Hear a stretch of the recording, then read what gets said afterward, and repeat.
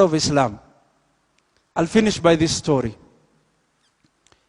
Almost 5 years ago, I was invited to an iftar program in Mombasa that was done by the University of Nairobi students, Msauni Group, Muslim Association.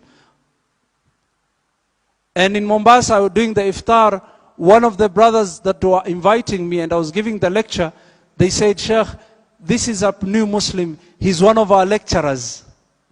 He became a new Muslim. Doctor, they say his name is Ibrahim. He chose the name Ibrahim. So we communicated and exchanged numbers. That was in Ramadan, 5 years ago. On the day of Eid, I saw a lot of missed calls from him. And I wondered what was going on. I returned his call later on. And he said, Sheikh, I was looking for you all day.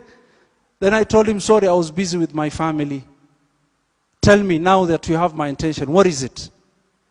He said, Sheikh, I have a situation.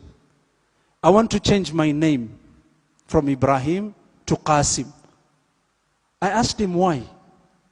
He said, I sent some gifts to my mother and she received them a day before Eid. So she went and took them from the day of Eid. The day of Eid, she got the message and she went to the bus and she took the gifts. And she called her son and said, my son, I got the gifts. But what is the occasion? What is the occasion? Then he said, Mama, here in Mombasa, we are celebrating Eid. And she said, what do you mean we? Are you a Muslim?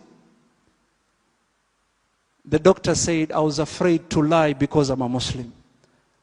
I just told her the truth. I said, Mama, I'm a Muslim. And the mother asked, did you meet an Arab girl in the coast? That's why you became a Muslim.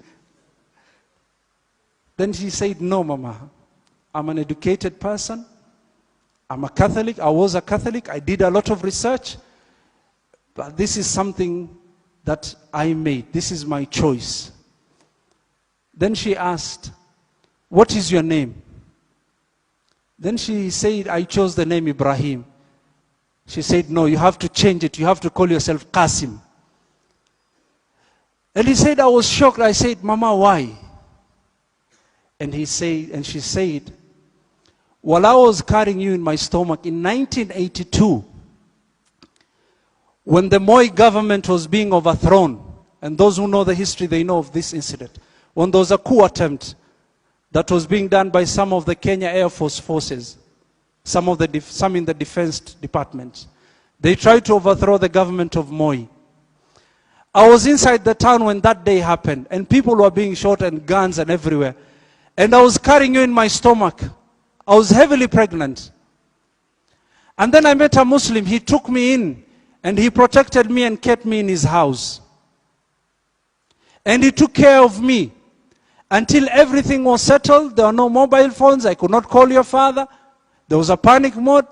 Then later on, after everything was settled, he took me to the bus and paid my fare.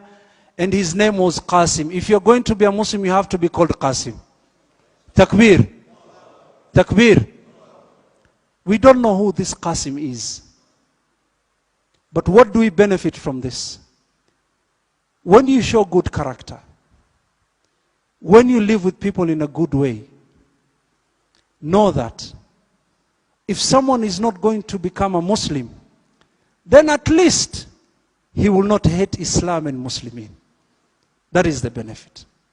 Now ask yourself, you being an ambassador of Islam, do you make people love Islam? Or through your character you make people hate Islam?